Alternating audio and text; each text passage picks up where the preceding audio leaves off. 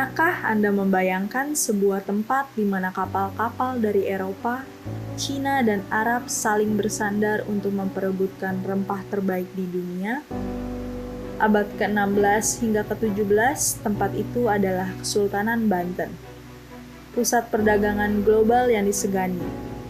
Hari ini, kejayaan itu memang telah menjadi sejarah, namun jejaknya masih kokoh berbicara.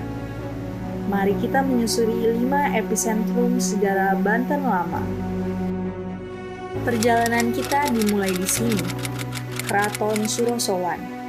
Dibangun pada masa Sultan Hasanuddin, tempat ini adalah jantung pemerintahan sekaligus kediaman para Sultan Banten. Bayangkan saja, kompleks seluas hampir 4 hektar ini dulunya dikelilingi tembok benteng setinggi 2 meter. Meski dihancurkan oleh Belanda pada tahun 1832, puing-puing ini tetap memancarkan aura kekuasaan yang pernah mendominasi Selat Sunda. Hanya beberapa langkah dari Keraton Surosowan, berdirilah Masjid Agung Banten, salah satu masjid tertua di Indonesia. Perhatikan atapnya yang bertumpuk 5, mirip pagoda Cina. Dan lihat menara setinggi 24 meter ini. Keunikan arsitektur ini adalah bukti nyata keterbukaan Banten. Menara ini dirancang oleh Hendrik Lucas Kardel, seorang arsitek Belanda yang masuk Islam. Masjid ini bukan sekedar tempat ibadah, ia adalah simbol kejayaan spiritual dan peradaban Banten yang multikultural. Bagaimana cara kita melihat keseharian masyarakat Banten ratusan tahun lalu? Ya, jawabannya ada di Museum Situs Kepurbakalaan Banten Lama. Di dalam bangunan ini tersimpan ribuan artefak, mulai dari meriam Ki Amuk yang legendaris, keramik dinasti asing, hingga sistem pipa air bersih kuno yang membuktikan bahwa Banten sudah memiliki teknologi sanitasi modern di zamannya. Museum ini adalah lembar-lembar cerita yang menyatukan potongan teka-teki kejayaan Banten. Berbeda dengan Keraton Surosowan yang gagah, Keraton Kaibon menyimpan cerita yang menyentuh hati. Kata Kaibon berasal dari kata keibuan.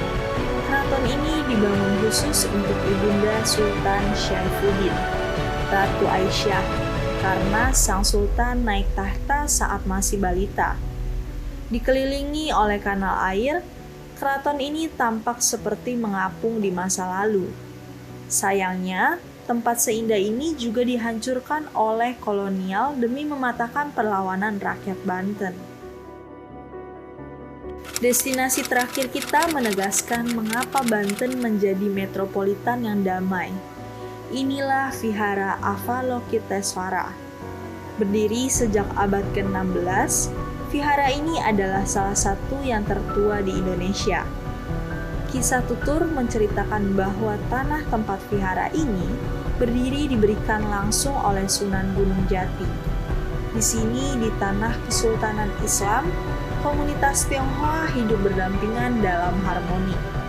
Sebuah potret toleransi sejati yang diwariskan sejak ratusan tahun lalu. 5 tempat, satu cerita besar tentang kejayaan, spiritualitas, teknologi, cinta, dan juga toleransi. Banten Lama bukan sekedar tumpukan batu bata mati. Ia adalah warisan hidup yang mengingatkan kita dan siapa kita sebenarnya. Saya Eugenia Tamariska, sampai jumpa di penjelajahan berikutnya.